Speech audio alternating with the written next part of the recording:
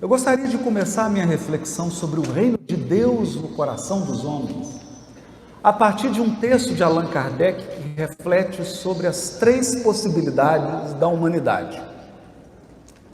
Três correntes de pensamento filosófica no sentido mais amplo, que estão disponíveis para a humanidade terrena. Por que essa reflexão? Porque acreditem, cada uma dessas correntes possui um projeto educacional. Toda ideia, toda corrente filosófica quer se perpetuar e quer ser divulgada. E para isso, todas elas formulam um processo, uma pedagogia e um processo educacional. A primeira corrente é a materialista. Sem adentrar em nuances, o materialismo propõe que nós somos uma reunião de células, como num joguinho de Lego ou num quebra-cabeça. Quando você junta as pecinhas, você forma um objeto. Para a corrente materialista, se você juntar células, você tem um ser humano. E, portanto, quando as células se desagregam, acabou o ser humano. Acabou a memória, acabou o pensamento, acabou o sentimento, acabou os laços afetivos que você construiu, acabou a sua conduta, acabou seus valores, acabou seus princípios. É isso. Não vamos dourar a pílula. Portanto, qual que é o projeto educacional da corrente materialista? Formar pessoas para que elas sejam capazes de produzir produtos e serviços. Essa é a educação que nós temos. Essa é a educação. Formamos mão de obra e empreendedores. Esse é o projeto educacional materialista. Então eu vou dar habilidades, ferramentas, conhecimento para que a pessoa produza bens e serviços. E ponto final. Por quê? Porque a vida é um breve sopro que vai do berço ao túmulo e nós precisamos atender às nossas necessidades materiais. E, em especial, a necessidade de prazer, de conforto. É isso. Esse é o projeto materialista. De outro lado, nós temos um outro projeto, uma outra corrente, que é a panteísta. Para o panteísmo, eu e esse microfone, e esse sapato, e essa planta, somos a mesma coisa. Porque na corrente panteísta, Deus é, na verdade, a soma de tudo de material que existe no universo. Então, veja que essa é uma corrente um pouquinho mais sofisticada e ela exige de nós uma reflexão mais madura. Então, para a corrente panteísta, você vai perder a sua individualidade. Você não é necessariamente o seu corpo, mas você não mantém a sua individualidade. Você vai perder a emoção, você vai perder os pensamentos, você vai perder a memória, porque ao morrer, você é aquela gota que volta a se misturar no oceano e, portanto, virou o todo. Qual que é o projeto educacional da corrente panteísta? É eu entrar no estado de túmulo. Isso mesmo. Há um espiritualista, representante da corrente panteísta, que ele propunha que o ideal da perfeição humana é você se transformar num túmulo. E ele dizia assim: elogia um túmulo. Qual que é a reação do túmulo? Nenhuma. critica e agride um túmulo. Qual que é a reação do túmulo? Nenhuma. Então, o ideal dessa corrente, ela quer formar seres que não sintam emoção, ou que não sintam, que não se identifiquem com a emoção, que não se identifiquem com nenhum pensamento, que não se identifiquem com nenhum relacionamento, com nenhuma ligação afetiva. Afinal de contas, no final do processo, no final da estrada, você vai perder a sua individualidade. E olha, os Estados Unidos da América hoje é panteísta.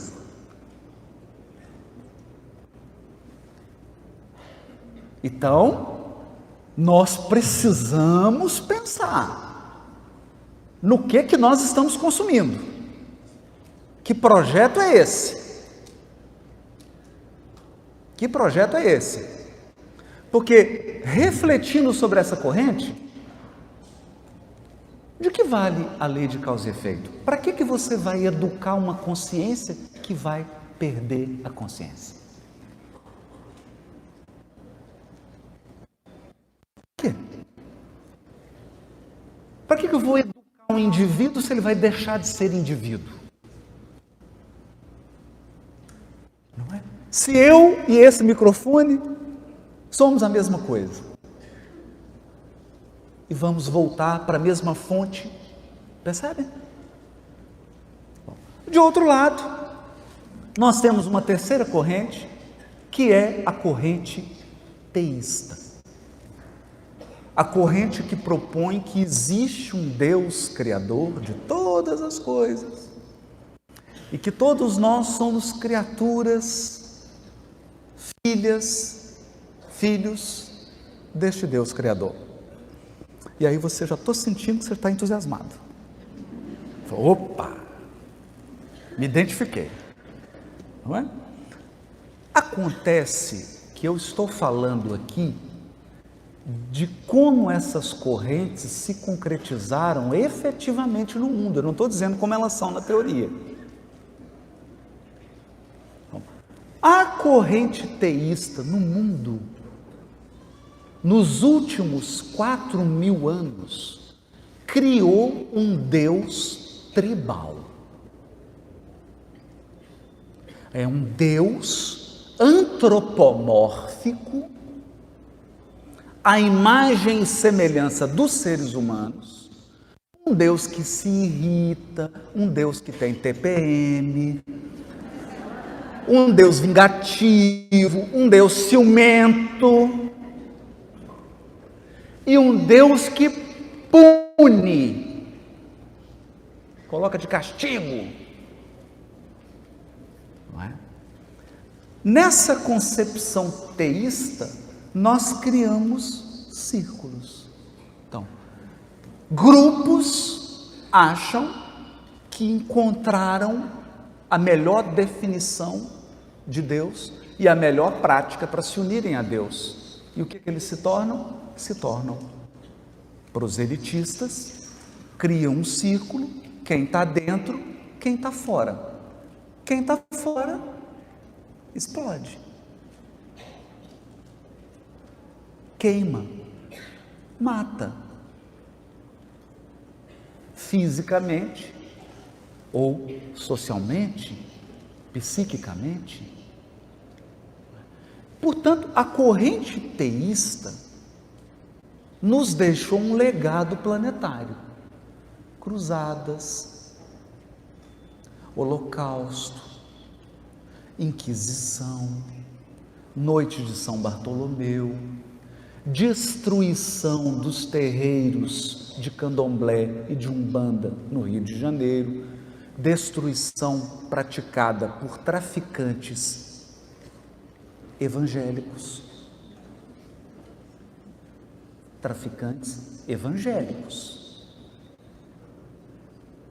Que estão agindo em nome de Jesus. Então, Jesus agora tem traficantes trabalhando para ele.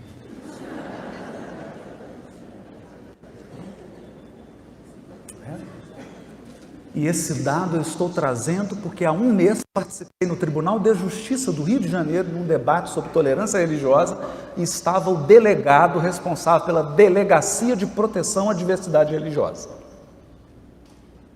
Isso é dado oficial. Não é? E não raro nós encontramos até mesmo espíritas com esse tipo de fundamentalismo, criando cisuras dentro do movimento espírita, criando círculos, quem está dentro e quem está fora.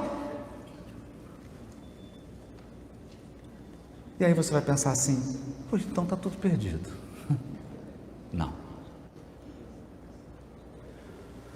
Os espíritos superiores que trabalham a serviço e com o Espírito de verdade trouxeram para o mundo dos seres corpóreos, para o mundo dos encarnados, uma outra proposta, uma outra via, que não despreza as outras três, mas supera e transcende a soma das três.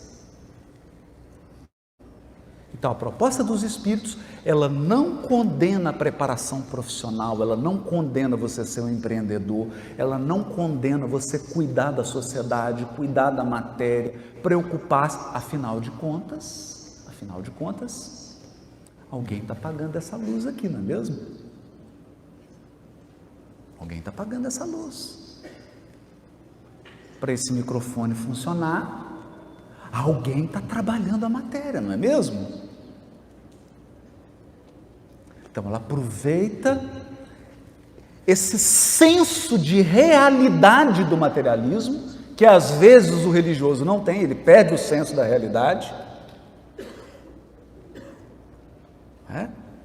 Então, os espíritos aproveitam, tanto que nos ensinaram lei de sociedade, lei de progresso, lei de justiça, amor e caridade, justiça social, está tudo lá na terceira parte do Livro dos Espíritos. O ensino dos espíritos aproveita também o panteísmo, em quê? Em uma coisa fantástica do panteísmo, que é a conexão. Você já veio com Wi-Fi.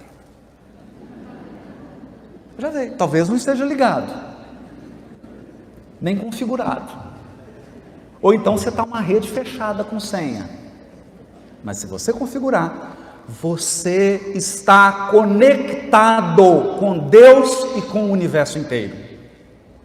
Mas entenda, estar conectado não significa que você é o microfone.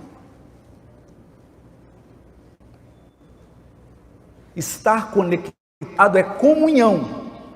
Então a corrente, essa proposta dos espíritos, aproveita os aspectos de comunhão, os aspectos de serenidade, de foco, todas as técnicas do panteísmo, aproveita, mas corrige aqueles elementos que estão distorcidos na concepção panteísta. Por quê? Porque Deus não é a soma do universo. Não é. Deus é o Criador. Então, se o universo acabar, Deus continua Deus como sempre foi. Deus transcende a criação. É óbvio, da mesma maneira que o pintor transcende o quadro.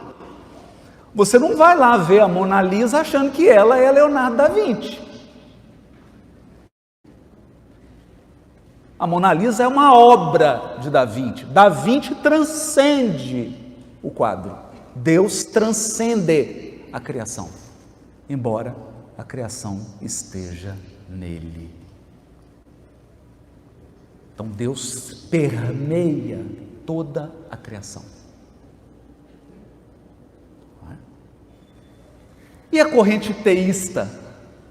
Deus é a inteligência e o amor supremo que dirige o universo. Então, há Deus. Há Deus. Existe Deus. Se Ele existe, é possível relacionar-se com Ele. Mas, com a proposta espírita que revive o Evangelho, e se revive o Evangelho, significa que algo morreu no Evangelho. Porque se eu preciso falar em revivescência do cristianismo, ou revivescência do Evangelho, o que morreu? O que morreu? O que precisa voltar à vida? É o que nós vamos falar agora. Então, o ensino dos Espíritos, que foi didaticamente compilado por Allan Kardec, mas ele é ensino dos Espíritos para a humanidade. Eu vou repetir isso, porque tem muita gente que acha que o Espiritismo é ensino dos Espíritos para os espíritas.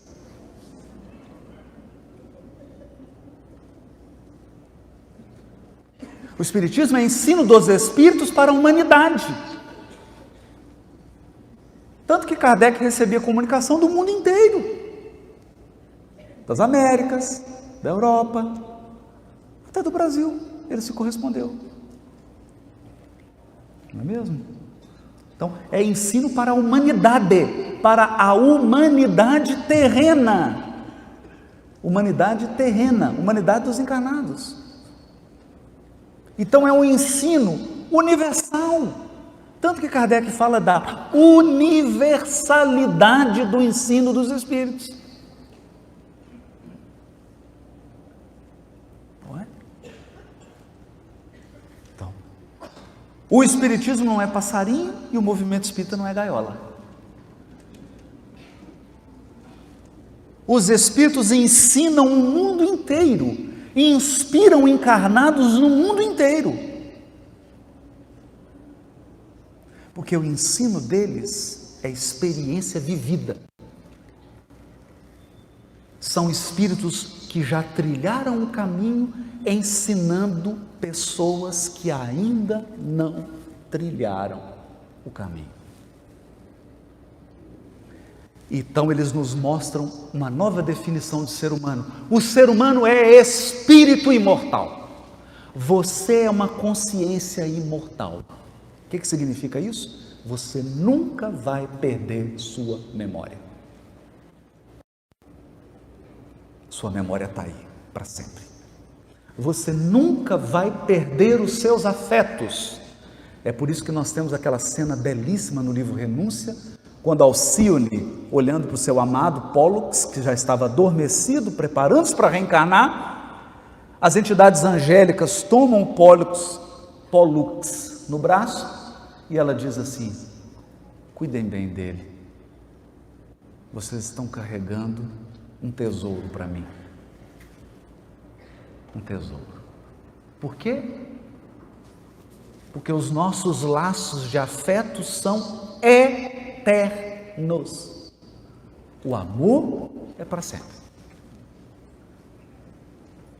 O amor é para sempre. A memória é para sempre. A experiência é para sempre. E por isso existe uma lei de responsabilidade. Lei de responsabilidade ou lei de causa e efeito é: quem vai arrumar a cozinha? Quem bagunçou. Não é igual na nossa casa. Quem vai arrumar a cozinha? Mamãe. Quem bagunçou? O marido e os filhos. Não é? Ou quem vai arrumar a cozinha? Agora já está mais moderno, a gente já está dividindo as coisas. O marido. Então, aí tem o arrumador da vez, não é? Quem arruma hoje? Ah, hoje é fulano, amanhã é ciclano. Então, muitos bagunçam, um arruma.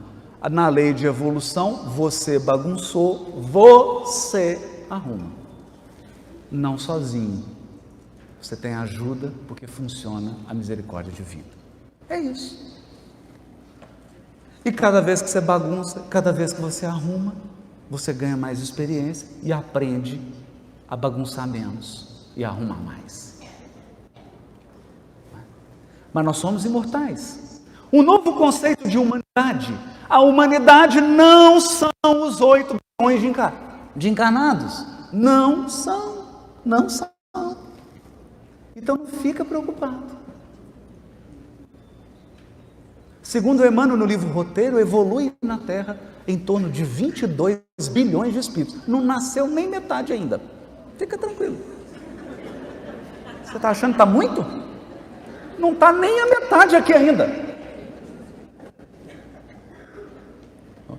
E ainda tem a humanidade de Marte, de Mercúrio, de Vênus, de Júpiter, do sistema solar. Aí eu vou para outros sistemas. Então a humanidade, dizem os espíritos, é a comunidade universal dos seres criados por Deus. Porque todos os mundos são habitados. Eu disse habitados, eu não disse corpóreos. E a humanidade é tudo isso. Tudo isso. Então tem gente que está preocupada. O mundo não tem jeito. Isso aqui não tem solução. 200 milhões de pessoas nesse país, esse país não tem solução. Não é? Então esse é o conceito de humanidade, viu como é que muda? Espírito imortal, humanidade universal, um Deus. E agora entra. Deus não tem barbinha, não é velho, não fica sentado em trono, gente, isso acabou. Desde 1857, Deus é incorpóreo, não tem corpo. É imaterial. Por isso que Deus não é a soma. Não adianta você ficar somando Vênus mais Marte mais Júpiter mais Lua, que não dá Deus. Deus é imaterial.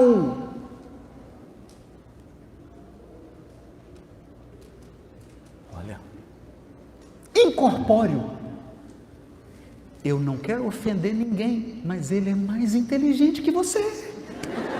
Porque ele é a inteligência suprema. Agora eu vou comprar briga. A luz, por favor, assim, eu quero que levantem a mão as vós. Quem é avô e avó? Deixa eu ver. Ah, nossa!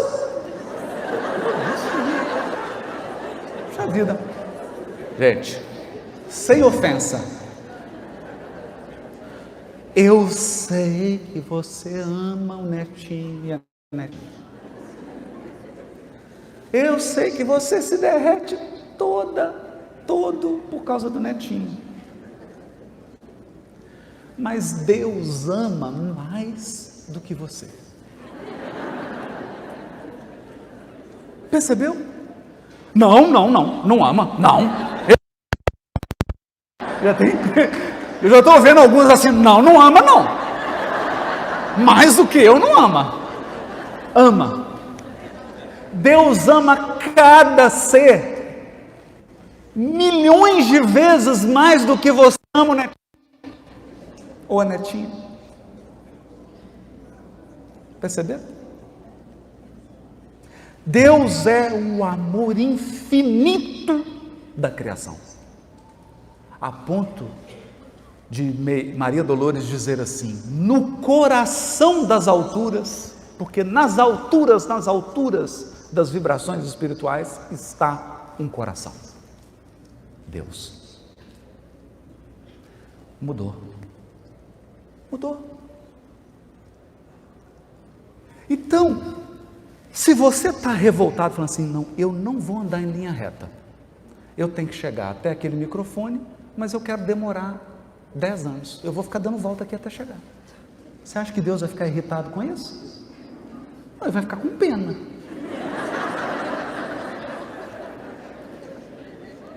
Vai ficar com pena.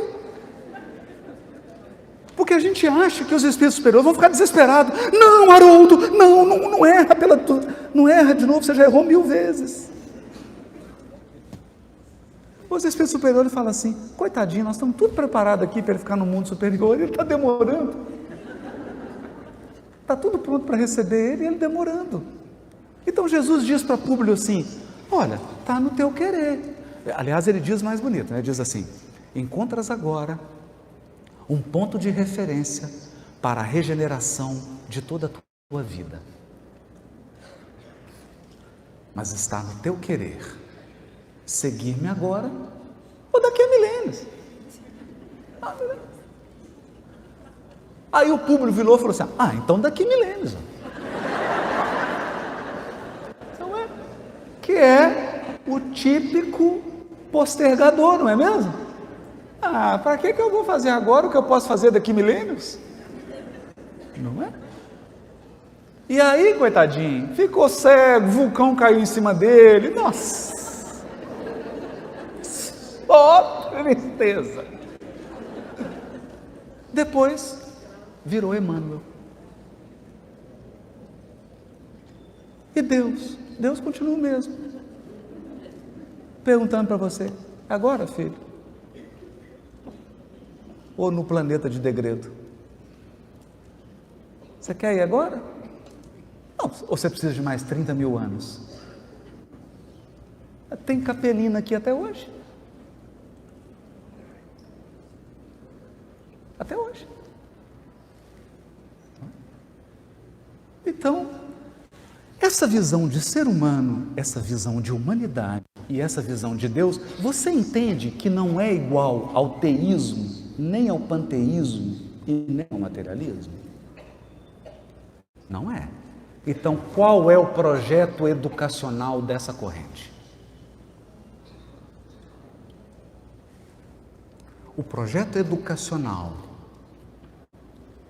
dessa corrente é a formação do ser humano de bem. A formação do espírito bem-aventurado. Kardec pergunta assim, 262, que se torna o espírito na sua última encarnação? E eles dizem, bem-aventurado. O espírito puro. Puro. Então, qual é o projeto educacional do espiritismo? Formar espíritos puros.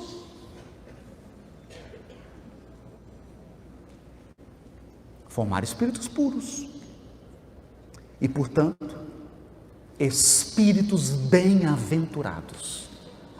Espíritos comprometidos com o bem comum do universo.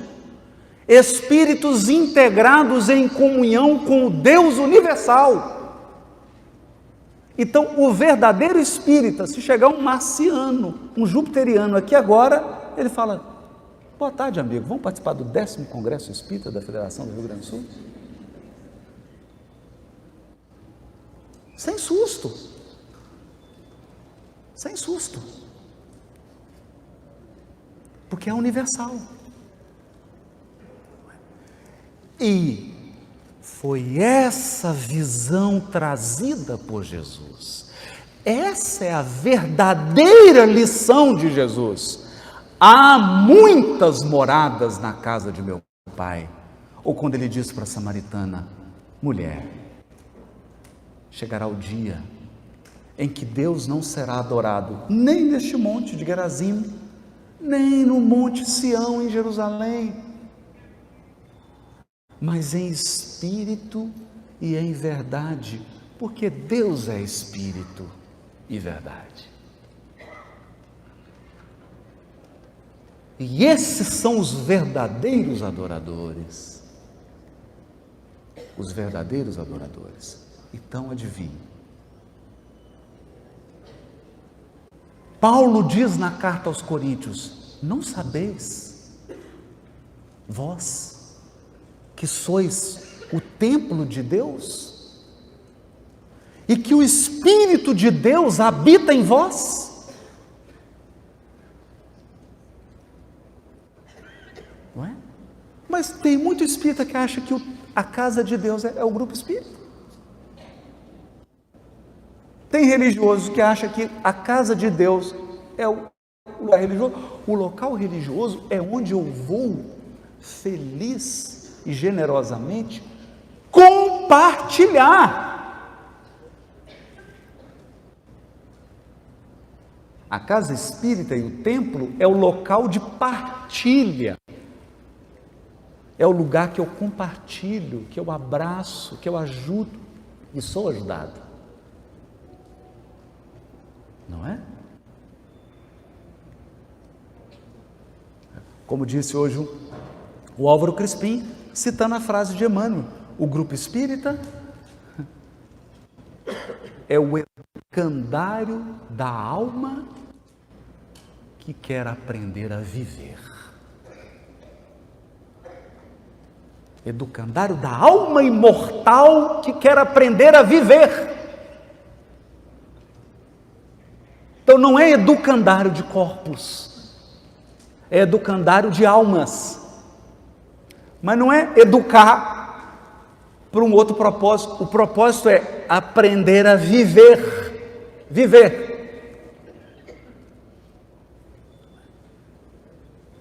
E comentando essa passagem de Paulo, não sabeis vós que sois o templo de Deus e que o Espírito de Deus habita em vós?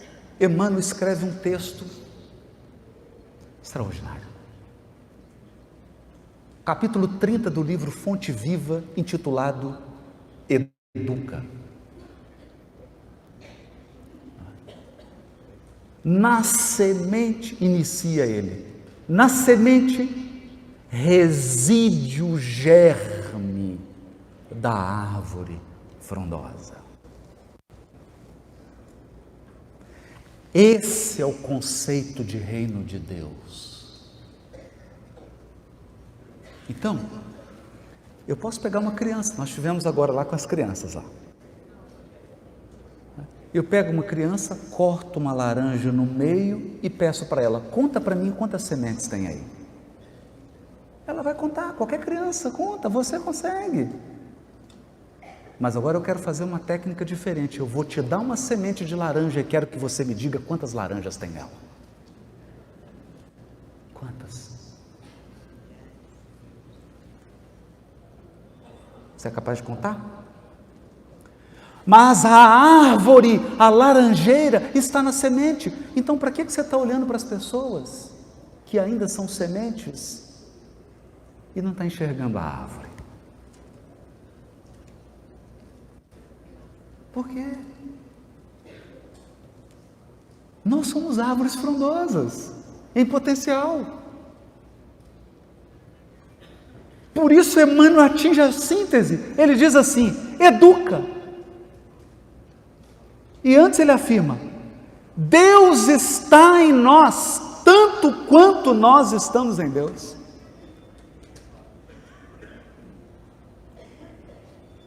Deus está em nós.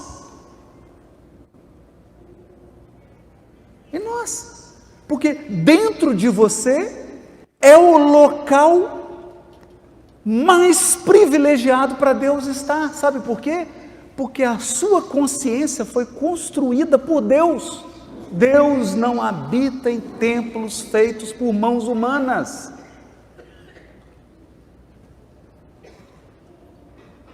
É isso.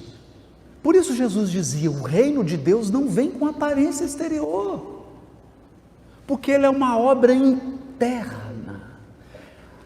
A obra divina no coração dos homens. É um pomar. Essa semente precisa ser regada, adubada, e ela vai crescendo, ela vira uma muda, o caule cresce, vira uma árvore e depois começa a dar frutos. É uma obra interior, está dentro de nós. É por isso que Alta de Souza dirá no Parnaso de Lentum, no poema chamado Mensagem Fraterna: meu irmão, tuas preces mais singelas são ouvidas no espaço ilimitado,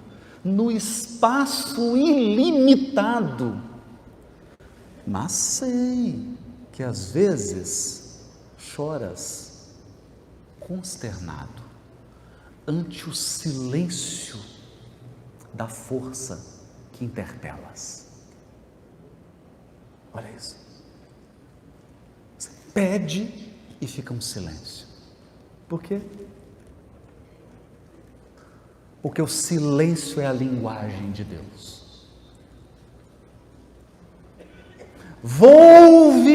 Volta ao teu templo interno e abandonado, a mais alta de todas as capelas.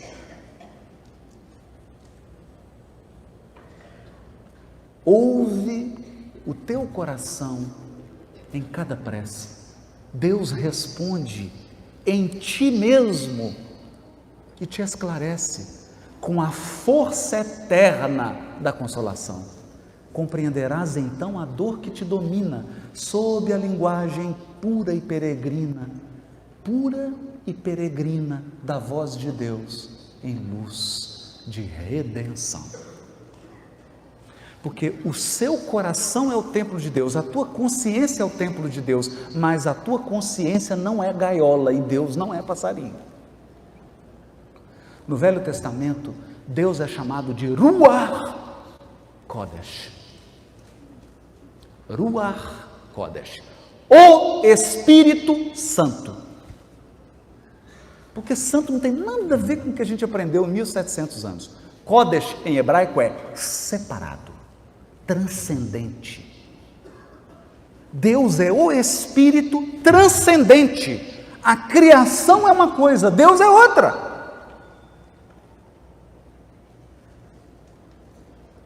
O Espírito transcendente, Kodesh, santo, separado. Santo é separado. Separado no sentido de nobre. Não é? E Jesus diz assim: o Espírito sopra onde quer. Não sabes de onde ele vem, nem para onde ele vai. Por isso que a voz de Deus é peregrina, pura e peregrina. Hoje ela fala por mim, espero. Daqui a pouco ela fala por você, porque ela percorre todos nós. Deus está em nós, mas não se confunde conosco. E André Luiz dirá dos Cristos, no primeiro capítulo do livro Evolução em Dois Mundos: inteligências divinas agregadas a Deus em processo de comunhão indescritível. Comunhão indescritível com Deus. Esse é o nosso destino. Então, você vai sair da internet 2G para a internet 1000G. A sua conexão vai ficar uma banda larga. Esse é o reino de Deus. Interior, profundo. É uma construção dentro. E é uma construção que abarca todos os elementos da sua consciência. Todos os seus potenciais intelectuais, todos os seus potenciais emocionais, sentimentais, psíquicos. Todos eles vão ser purificados e maximizados, vão ser aperfeiçoados. Isso é o reino de Deus, não é uma obra extraordinária. Mas como é essa obra? Como é a construção dessa obra? Certa vez perguntaram para Rodin. Rodin foi o que esculpiu aquela obra-prima da estatuária, que é o Pensador, né? Que ele fica assim. E aí perguntaram para o Rodin: como que você conseguiu de um bloco de mármore fazer uma escultura dessa? Sabe o que o Rodin respondeu? Ele disse assim: não, a escultura já estava lá, eu só tirei os excessos.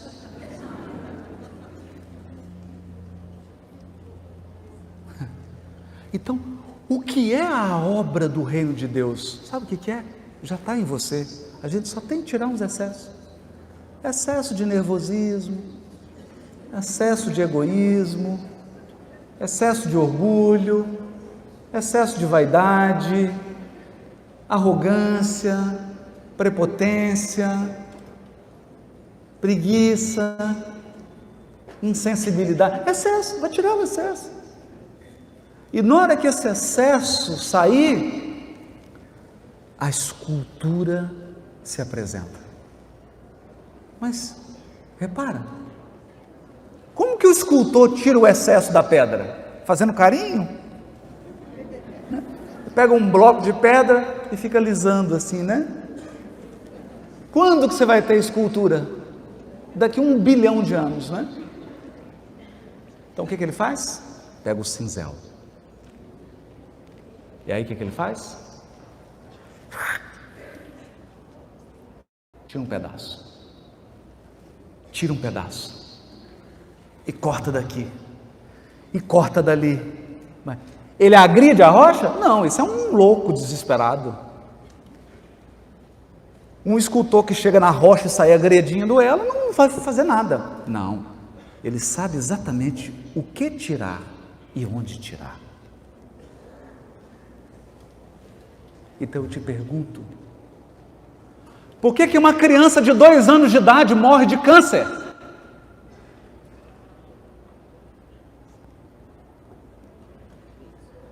Por que uma mãe de família é assassinada por um assaltante com um filho no braço?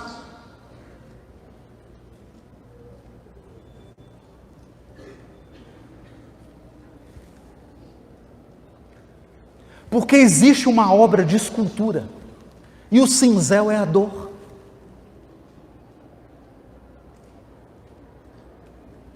E o Criador vai esculpindo.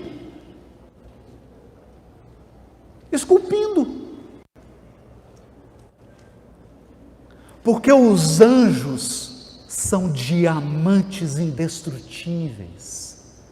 Tem gente que acha que anjo é porcelana, não pode encostar nele que ele quebra. Os anjos possuem uma resiliência, um poder de fé, de coragem, uma capacidade de realização que é sobre-humana. Sobre-humana. Então, os espíritos respondem para Kardec: é necessário passar pelas vicissitudes da vida corporal. Vicissitudes da vida corporal. Mas, Haroldo, o que é vicissitude? Você já teve cólica renal? Infecção intestinal. Rompimento do menisco. Se você teve, você sabe o que é vicissitude da vida corporal. Por quê? Porque anjo não tem menisco, não tem hérnia nem coluna.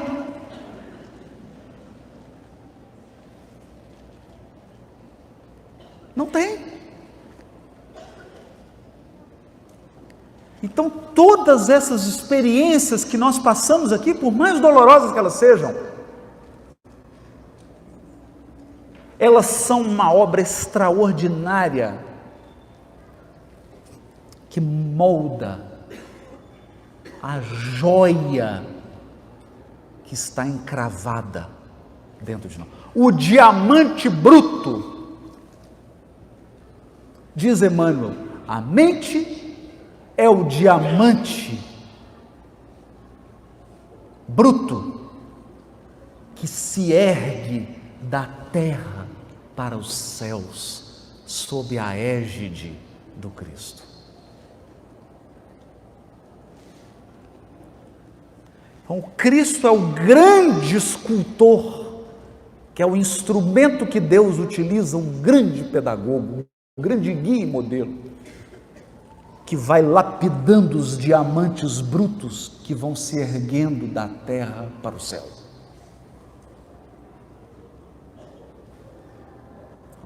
Essa é uma visão de vida, de evolução, de reino de Deus.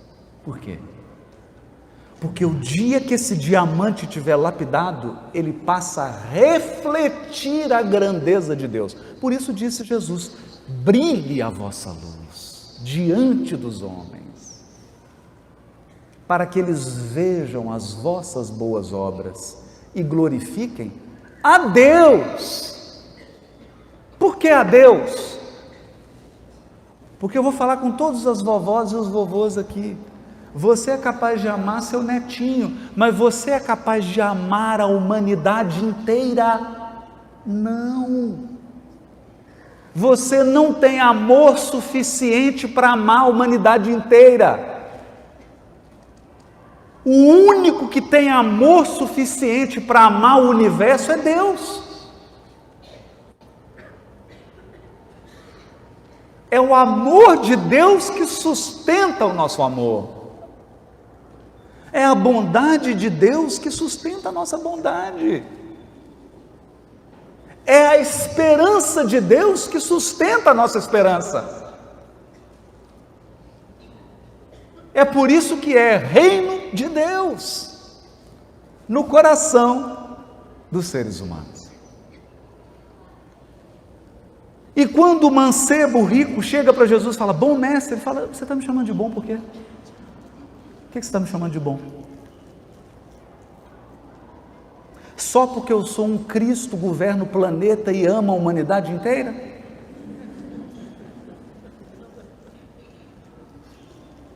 Bom é o Pai. Percebe? Então, sem a conexão com Deus, o nosso tanque esgota o combustível. Você tem força para agir no bem até um ponto, o ponto que acaba a sua gasolina. Ah, mas eu sou um carro elétrico, então até acabar a bateria. Se você não tiver uma fonte sustentando, você não vai adiante.